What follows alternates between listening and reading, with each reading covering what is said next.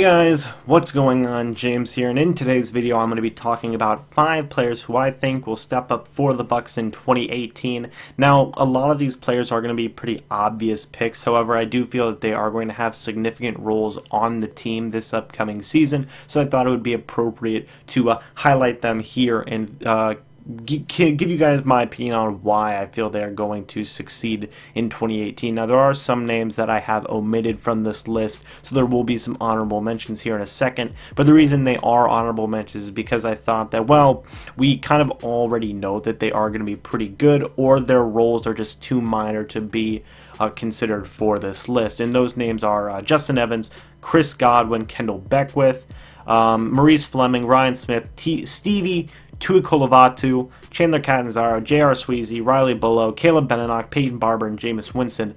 Now, in the case for guys like Justin Evans, Chris Godwin, Kendall Beckwith, and Jameis Winston, guys like that, and Chandler Catanzaro, we all know that they're going to be either starters or borderline starters, so we kind of already expect big things from them. And then in the case of guys like Maurice Fleming, Ryan Smith, Sweezy, Bullough, Benenoch, and Barber, it's either they're going to have little to very little roles on the team, or they might not even be on the roster at all, so I figure it wouldn't be appropriate to put them on this list either.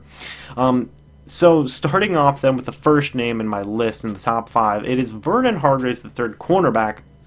Right now, Vernon's our number 2 corner. A lot of people have soured on him. He's had a very up and down past couple of seasons he has been out for a handful of games these past seasons as well.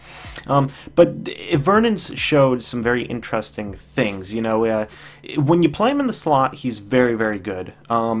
And I feel like that's what a lot of people who are supporting Vernon Hargreaves are saying, like, dude, just play this guy in the slot and he'll be fine. And then you have the other side that say, like, well, then we wasted a first-round pick on a slot corner, and that sucks.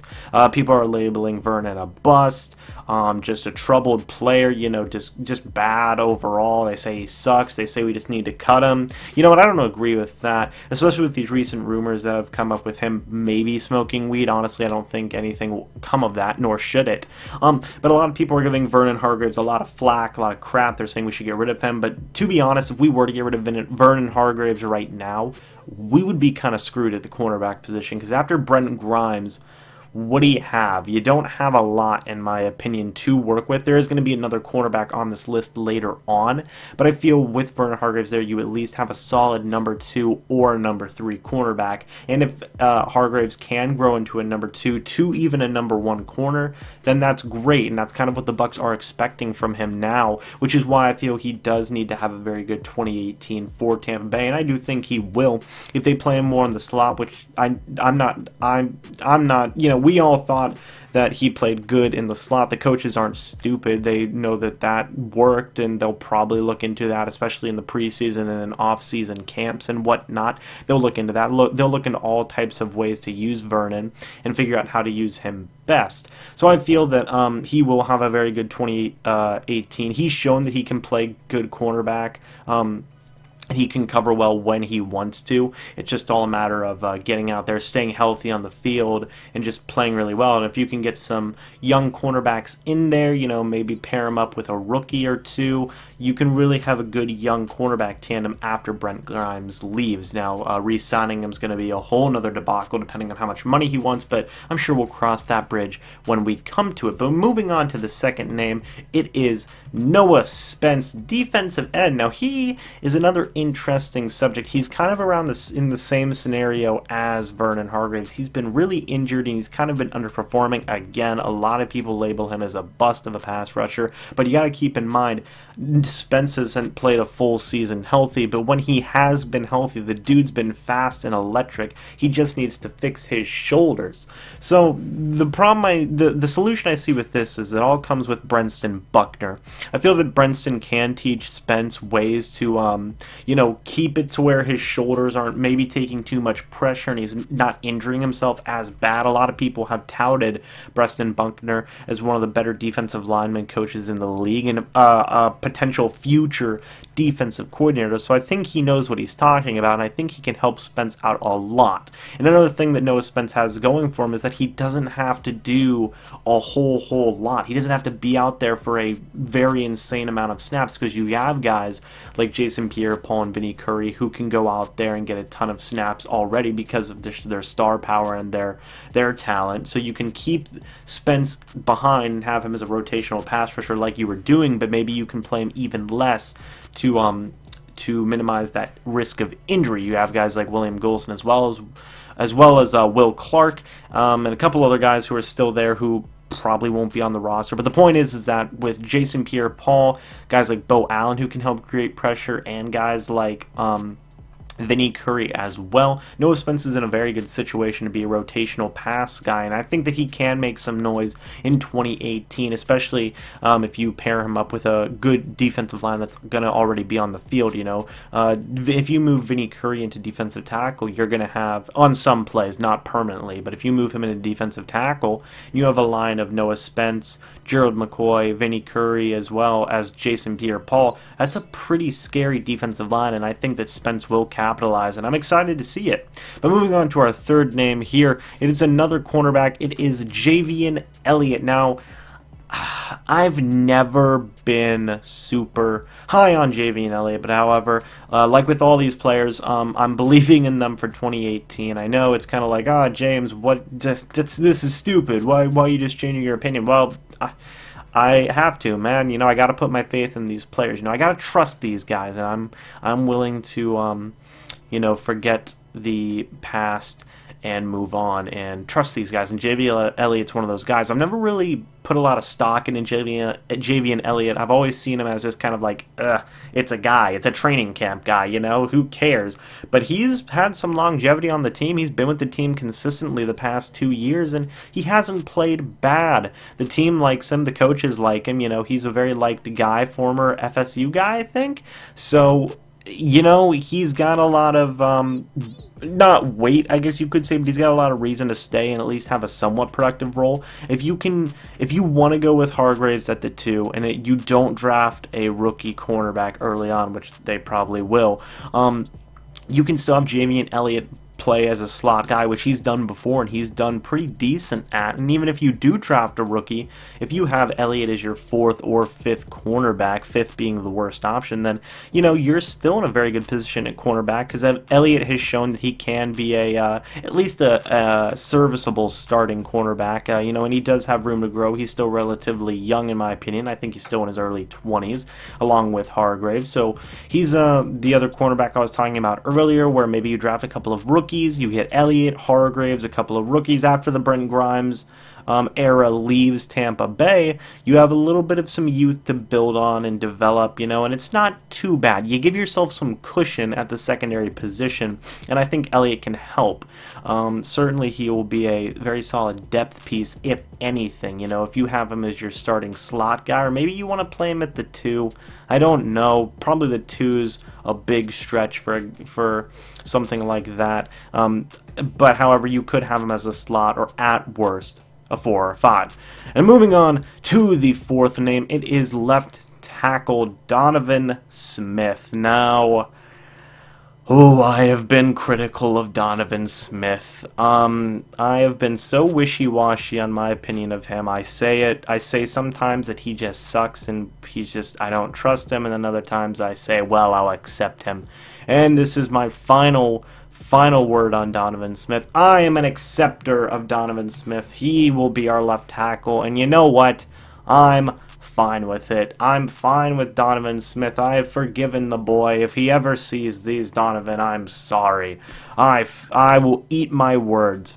I will eat my words, because I think that you will play a big role in 2018, and the reason is that Donovan, when he was first drafted, a lot of people did not consider him a left tackle. They considered him a guard. That was probably around 3 years ago, I want to say. It was 3 years ago, and he has had 3 years to develop himself as a left tackle, and I think this is the year that he finally puts it all together and becomes a very solid left tackle for the Bucs. You put 3 years of development into this guy, he's probably going to end up being your left tackle for a little bit more time, you know. And he's shown that he can be a very beastly blocker when he wants to be.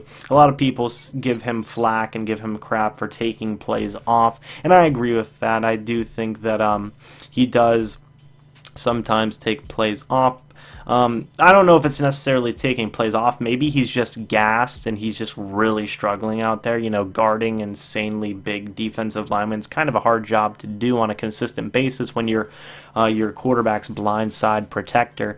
But I feel that Donovan Smith has really come into his own, and I feel that in 2018 he will prove to be a pretty solid offensive lineman, especially with having his good buddy Ali Marpet next to him at left guard. That'll give him a little bit more cushion, which I think is what they're aiming for. I think they're aiming to take some of that pressure off of Donovan Smith, because I think he will do good if some of that pressure is alleviated, you know. And with Ali Marpet there and Ryan Jensen on the left, kind of solidifying the middle and left side, I think Donovan Smith will have a very improved year and really become a solid left tackle for us. And I'll even say it now, I hope we re-sign Donovan Smith, because you know what? Having Donovan Smith, I know a lot of people don't like Donovan Smith, and I was a disbeliever in Donovan, but you know what? If we don't have Donovan Smith, then what are we going to do? That is a wonderful question, and I don't have an answer to it. Yes, we could draft a rookie, but why draft a rookie when we've already put so much time into developing Donovan Smith?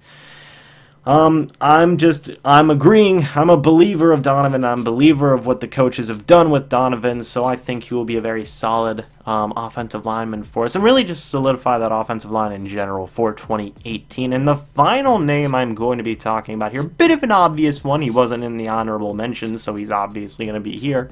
It is DeSean Jackson, wide receiver. Oh, shocker? Is this a shocker? It's not really a shocker. Yeah, DeSean Jackson. Man.